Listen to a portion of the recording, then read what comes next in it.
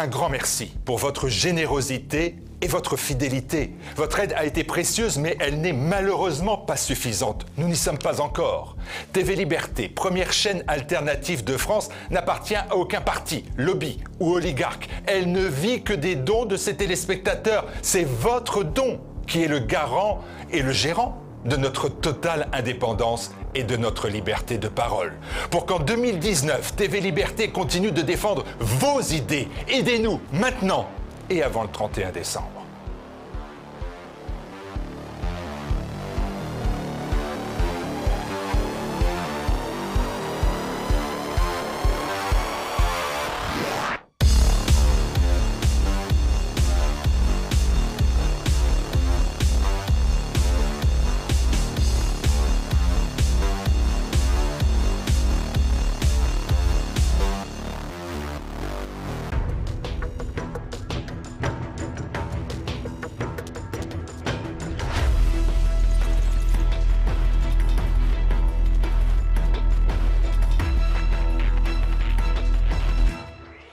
Les Gilets jaunes entament l'acte 6 des mobilisations. Des manifestations sont prévues partout sur le territoire alors que l'Assemblée nationale a voté, dans l'agitation, une loi pour apaiser le mouvement.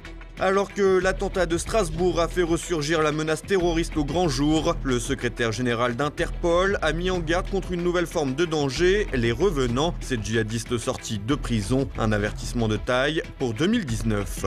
Crack, cocaïne et gaz hilarants, les drogues dites dures se banalisent en France avec des consommateurs de plus en plus réguliers. Face à la montée du phénomène, le gouvernement semble bien démuni, faute de feuilles de route et de volonté politique.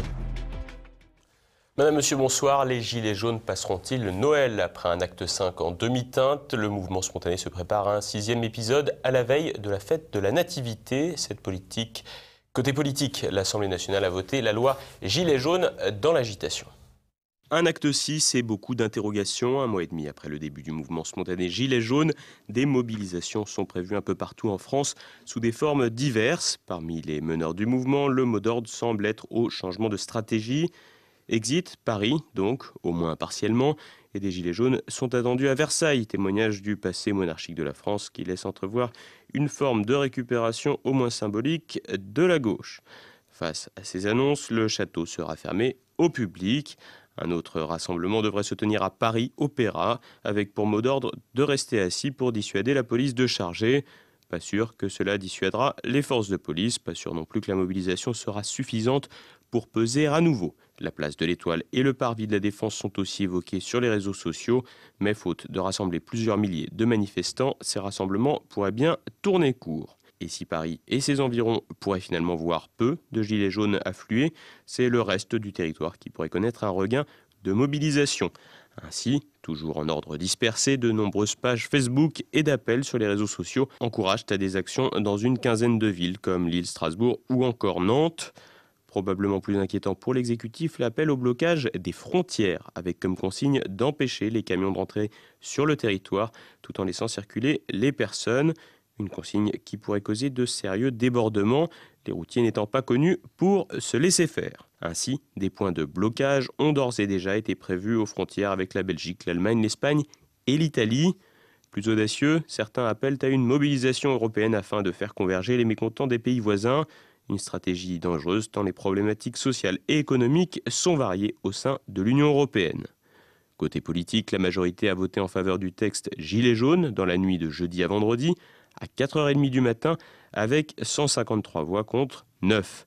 415 élus n'ont donc pas participé au vote, pas de quoi rapprocher les électeurs de leurs représentants.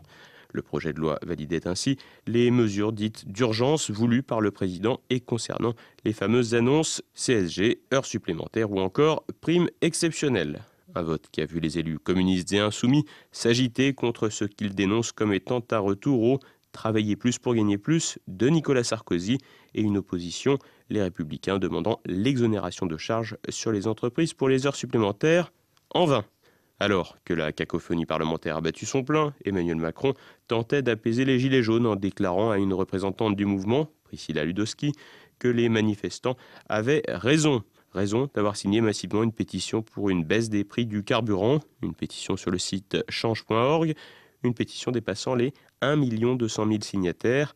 Pas avare de langue de bois, le président a déclaré qu'il fallait à présent trouver des solutions pour faire de cette colère une chance. Alors que le mouvement s'est ralenti ces derniers jours, l'acte 6 pourrait s'avérer être le dernier d'une première séquence. Séquence interrompue par une hypothétique trêve de Noël, mais qui pourra bien reprendre de plus belle en janvier avec l'arrivée notamment de l'impôt à la source et la prolifération de la colère. Ainsi, les fonctionnaires de police, s'ils ont obtenu gain de cause, ne semblent pas nécessairement enclins à baisser la garde. D'autres professions pourraient aussi faire valoir leur mécontentement de manière plus radicale dès le mois de janvier. On pense notamment aux professions médicales, les infirmières et les aides-soignantes en première ligne, délaissées par l'État depuis de nombreuses années. Reste encore et toujours la question des banlieues qui pourrait ressurgir à tout moment à la faveur d'agitations et de potentielles bavures policières, qu'elles soient vraies ou fausses. Toutes les occasions seront bonnes pour mettre le feu aux poudres. 2018 semble donc s'achever dans la confusion et avec beaucoup d'interrogations, difficiles d'imaginer. Même en cas de relative réussite des mobilisations de demain, un acte 7 d'ampleur le 29 décembre, probablement une petite trêve pour le gouvernement qui aura fort à faire à la rentrée pour répondre aux demandes des Français et qui aura en plus à l'esprit les élections européennes de fin mai, des élections qui, si la situation ne se calme pas, pourraient avoir des allures de référendum anti-Macron et pousser au mieux le président à un remaniement, au pire à une dissolution. Le terrorisme pourrait repartir de plus belle en 2019. Le secrétaire général d'Interpol, l'Allemand Jürgen Stock, a appelé à la plus grande méfiance quant à une nouvelle menace terroriste dans les années à venir, une menace nommée ISIS 2.0. Thibaut Bastide. 2019, année cruciale pour la lutte contre le djihadisme.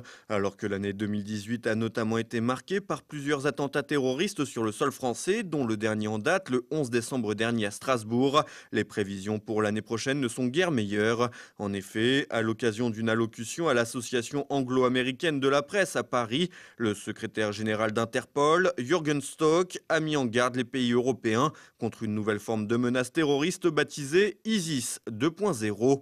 Alors que l'État islamique a sérieusement perdu du terrain en Syrie et en Irak, la prochaine menace pourrait donc provenir des prisons. Ainsi, le chef d'Interpol a affirmé que l'Europe devait se préparer à une nouvelle vague d'attentats terroristes lorsque des partisans de l'organisation djihadiste condamnés à de courtes peines sortiront de prison dans les années à venir, à savoir à partir de 2019.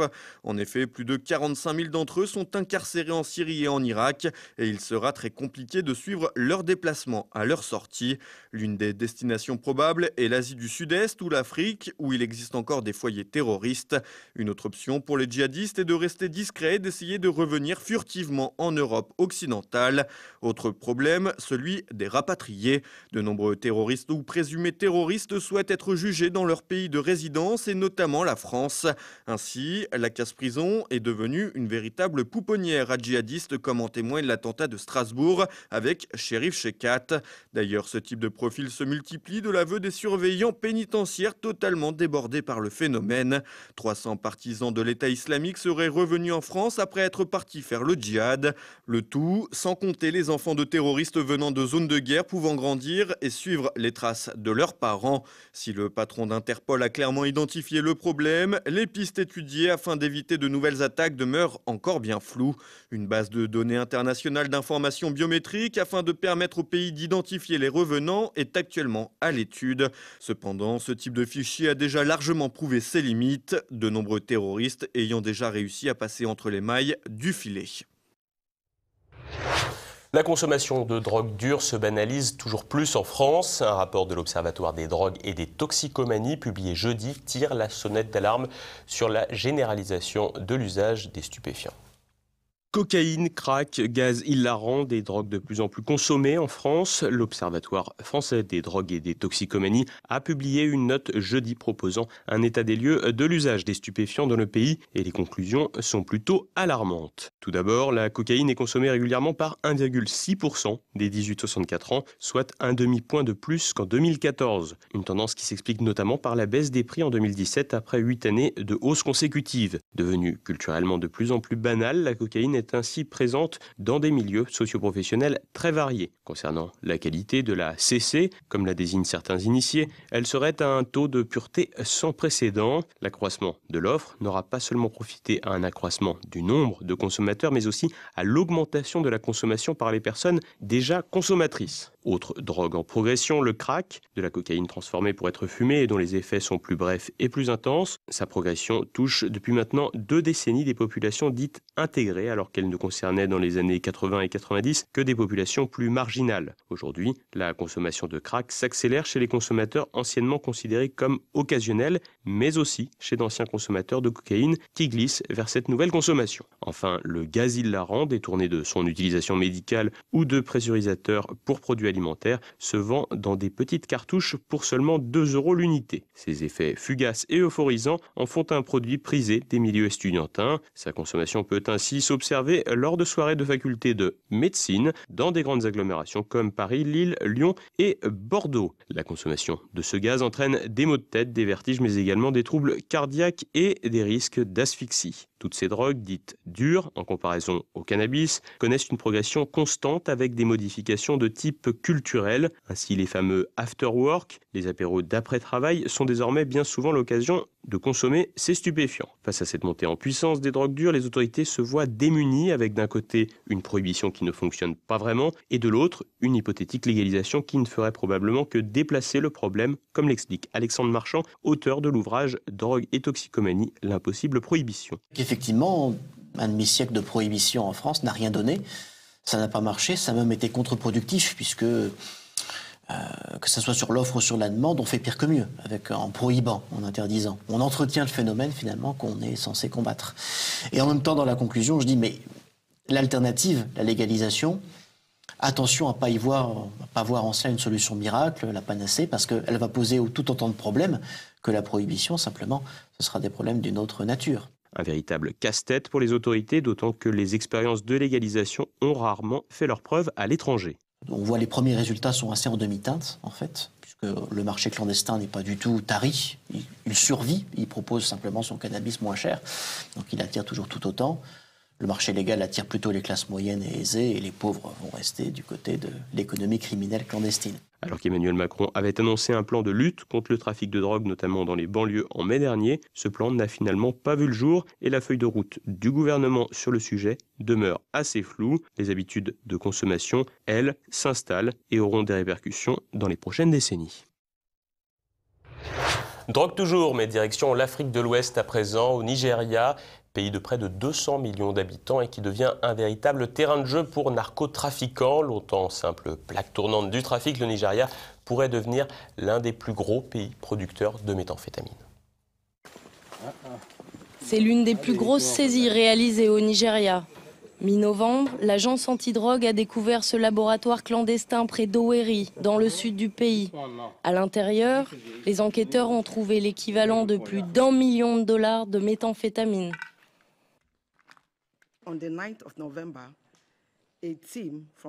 Le 9 novembre, une équipe du QG est venue ici et ils ont découvert un laboratoire juste derrière nous.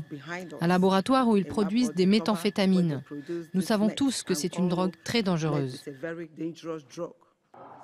Le propriétaire, un homme d'une trentaine d'années, avait fait construire une luxueuse villa pour sa famille. Il est aujourd'hui en prison. Le Nigeria est connu pour être une plaque tournante des drogues dures en provenance d'Amérique latine. Mais il y a 10 ans, l'arrivée de la méthamphétamine a changé la donne. Les Nigérians contrôlent désormais toute la chaîne de production. En supposant qu'il y ait 10 ou 15 laboratoires de méthamphétamine dans tout le pays, on peut dire que plus d'1 tonne est produite par semaine au Nigeria et expédiée hors du pays. Le kilo se vend jusqu'à 150 000 dollars en Asie et les cartels nigérians se livrent une guerre impitoyable pour le contrôle du marché. Les règlements de compte se multiplient. L'an dernier, des hommes armés ont fait irruption dans une église catholique dans le sud du pays. 13 fidèles ont été tués pendant la messe, en majorité des femmes et des enfants. C'était comme une éruption volcanique, avec des tirs dans tous les sens dans l'église. Beaucoup de personnes ont été abattues avant que l'on ne comprenne ce qui s'est passé. Traumatisés, les habitants redoutent qu'un tel scénario se répète. La porosité des frontières, mais aussi la corruption généralisée, pourrait faire du géant ouest-africain le nouvel Eldorado des trafiquants. L'actualité en bref avec l'excellent Thibaut Bastide. Peter Sherif arrêté. Le djihadiste proche des frères Kouachi a été interpellé le 16 décembre à Djibouti. Le nom de Peter Sherif, aussi connu sous le pseudonyme d'Abou Hamza et ancien de la filière des Buttes-Chaumont à Paris, est apparu dans l'enquête sur Charlie Hebdo pour avoir entretenu des échanges réguliers avec les auteurs de l'attaque. À ce stade, Peter Sherif n'est pas visé par un mandat d'arrêt dans cette enquête, même si les autorités françaises suivent avec attention l'évolution de la situation. Pas de place pour les contestataires au sein de la majorité. Après avoir voté contre le budget de l'année 2019, le député de Haute-Garonne, Sébastien Nadeau, a été exclu à l'unanimité des présents lors d'une réunion exceptionnelle du bureau du groupe LREM. Dans un communiqué, Sébastien Nadeau a expliqué que le projet de budget 2019 ne lui paraissait pas avoir atteint les objectifs fixés en amont. Les décisions tranchées au sein du parti présidentiel se font donc de plus en plus nombreuses après les dissensions aperçues lors de l'examen du projet de loi Asile et Immigration.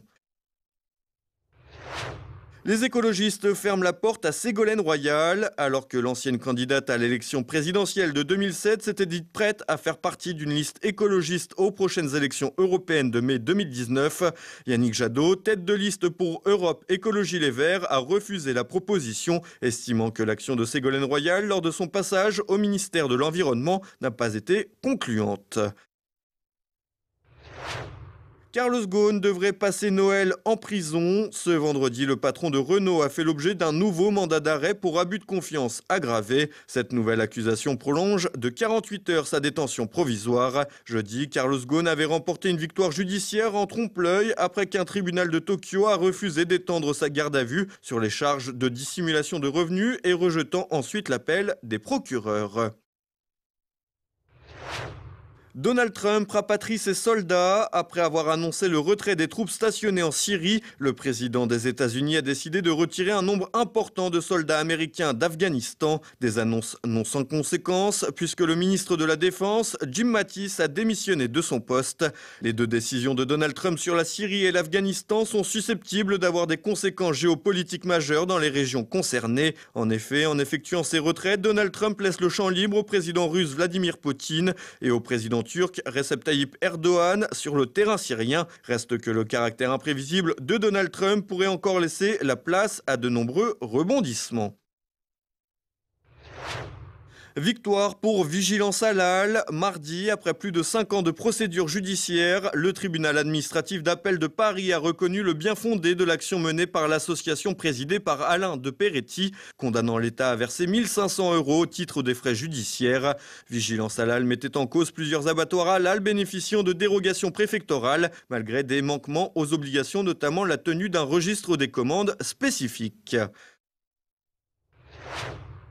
Bonne nouvelle pour Noël, l'application TV Liberté est de nouveau disponible. Dès à présent, vous pouvez la télécharger gratuitement sur les plateformes iOS, Apple et Android. Pour avoir accès à l'intégralité de nos programmes, vous devez mettre à jour l'application et accepter de recevoir les notifications. Et voilà, c'est bientôt la fin de cette édition. Comme chaque vendredi, vous pouvez vous procurer le quotidien présent de fin de semaine à la une. La fraude à la Sécu, 14 milliards par an. Ce soir, retrouvez immédiat, Jean-Yves Le Gallou et Nicolas Faure évoquent le référendum d'initiative citoyenne, la censure d'une pancarte contre Emmanuel Macron par France 3 et l'émoi des journalistes après le discours d'une jeune Suédoise lors de la COP24. Également au programme, tête à clash, Franck Tanguy et ses invités débattent des Gilets jaunes, du référendum d'initiative citoyenne et des laboratoires pharmaceutiques. Et, prenons l'histoire du traité de Marrakech. C'est voilà un exemple de situation dans laquelle on aurait pu poser cette question à la population, vous n'en voulez pas. Et ce qui aurait été intéressant, c'est qu'on aurait vu, bien sûr, les électeurs de Marine Le Pen auraient été évidemment contre, mais pour les autres partis, on aurait vu une division, on aurait vu des gens de la France insoumise, et même de Macron qui auraient pu voter contre. Ils peuvent être pour Macron pour pas mal de raisons, de même qu'on peut être pour Le Pen au sujet de l'immigration et parfaitement contre Le Pen au sujet de l'Europe, par exemple. Samedi, découvrez un numéro du Samedi Politique spécial Gilets jaunes. Dimanche, Guillaume de Thieulois vous donne rendez-vous dans un inter de mission consacré aux grandes figures de la France chrétienne. Et tout de suite, une nouvelle chronique de la France de Campagnol avec Christian Combaz. C'est maintenant la fin de cette édition. Merci de votre fidélité. Pour ma part, je vous retrouve mercredi. J'en profite donc pour vous souhaiter un joyeux Noël. Et vous pourrez retrouver votre journal sur TV Liberté dès lundi soir, lundi 24. À très bientôt.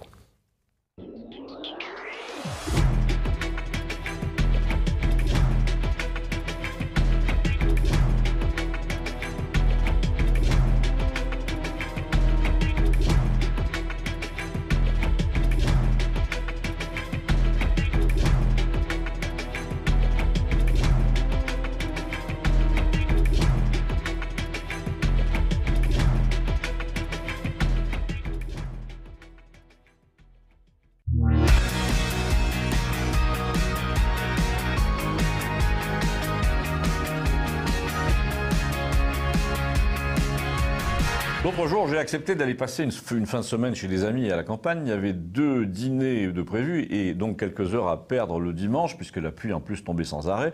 Alors l'un des enfants de la famille, nommé Guillaume, en fait le seul garçon, qui pouvait avoir 14 ans, m'a proposé de jeter un coup d'œil sur sa cinémathèque personnelle qui tenait dans un disque dur de 2 téraoctets. Et c'est l'occasion de souligner que les garçons de 14 ans de nos jours sont capables d'acheter 2 DVD récents de ce qui correspond grosso modo à leur pouvoir d'achat du mois, pour en pirater 50 qu'ils n'auraient de toute façon pas pu acheter, faute d'argent. Donc il n'y a pas de manque à gagner, et le modèle Adopi était une ânerie d'énarque une fois de plus. Ces adolescents ont donc vu tous les films, ils se sont tous échangés à l'école, du coup il est facile de consulter leur classement personnel, mais c'est valable aussi sur les sites internet puisqu'il existe désormais un hit parade des films les plus piratés et donc des constantes dans l'inspiration, dans le contenu qui donne une espèce de portrait intime de la jeunesse d'aujourd'hui, enfin de celle qui regarde des films parce que c'est pas la seule. Je vous fais donc un rapide diagnostic de ce que j'ai observé cet après-midi-là et je saute à la conclusion.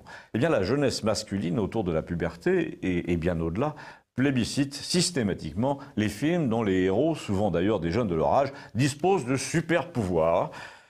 Et vous allez me dire, c'est pas nouveau, de tout temps les jeunes ont eu des grands héros pour modèle, mais là on parle pas de grands héros, on parle de super héros à qui presque rien n'est impossible, alors qu'à eux, les malheureux adolescents, là, rien n'est possible, au contraire.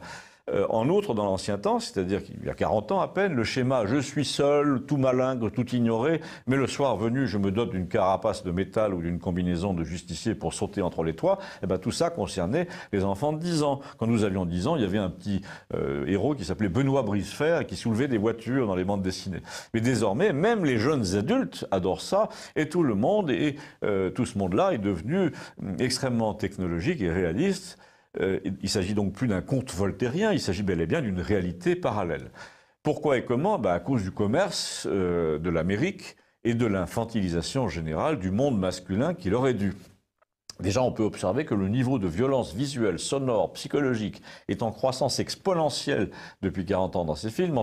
Ensuite, ce qui aurait paru débile il y a 40 ans à un jeune homme de 18 ans est devenu pour lui complètement fascinant. Le genre Transformers, Captain America, Spider-Man, Batman, tout ça finit par être plébiscité de nos jours, même par des quadragénaires au premier degré.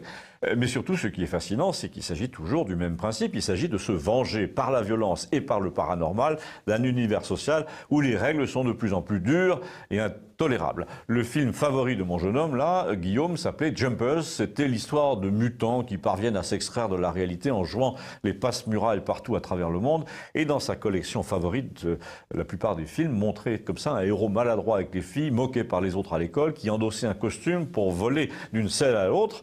Alors vous allez me dire, est-ce que c'est ce que disaient ses parents? Est-ce que c'est vraiment important? Mais hélas, il y a un deuxième étage de la fusée, une deuxième charge de cette bombe sociologique. Non seulement c'est un univers violent et ultra-vengeur, mais c'est devenu un univers qui n'est plus surhumain comme celui des grands héros. Il est devenu transhumain et même inhumain. Les nouveaux héros ont besoin de prothèses greffées. Ils réalisent l'union entre l'homme et la machine. Ils n'ont pas d'état d'âme puisqu'ils sont à moitié robots. Par exemple, quand mon jeune hôte là me montrait les passages préférés de ses films sur son ordinateur, eh ben, il sautait systématiquement ceux où le héros discutait avec sa fiancée. Les seuls moments intéressants pour lui commençaient quand il revêtait une combinaison d'acier qui jetait des éclairs partout. Et on voyait bien que son panthéon personnel était peuplé de gens sans aucune affectivité, de gens calculateurs. Et quand vous lui demandiez ce qu'il voulait faire plus tard, il vous répondait « Je veux travailler dans l'intelligence artificielle ». Et il n'avait pas l'air de plaisanter du tout. Ensuite, pendant le dîner, j'ai parlé un peu avec le grand-oncle du jeune homme, qui était prêtre. Oui, ça existe encore. Un type à peu près de mon âge. Et nous nous sommes mis toute la table à dos quand nous sommes tombés d'accord sur le fait que le prince de ce monde, c'est-à-dire le diable, était littérairement, oui aussi, mais littéralement, au cœur de ce que j'avais vu cet après-midi-là sur l'écran de l'ordinateur. Une surhumanité à moitié homme, à moitié machine, un nœud de complexe personnel qui ouvre la voie à la pire violence vengeresse, une tendance à trouver faible et méprisable tout ce qui suscite la pitié. Et vous avez dit ça devant le jeune homme à table, allez-vous me demander, mais non, bien entendu, puisqu'il était dans sa chambre, incapable de participer à une conversation normale pendant un dîner, parce qu'il s'ennuyait, alors que ses deux sœurs, un peu plus âgées, étaient flattées de le faire. Et il était donc parti dans sa chambre avec la bénédiction de ses parents entièrement démissionnaires, bien entendu, non seulement démissionnaires, mais flattés que ce gamin soit si précoce. Et l'oncle prêtre a ajouté, on peut être à la fois précoce et retardé. Regardez notre président. C'est une conclusion que je vous laisse méditer et éventuellement commenter. Abonnez-vous, merci.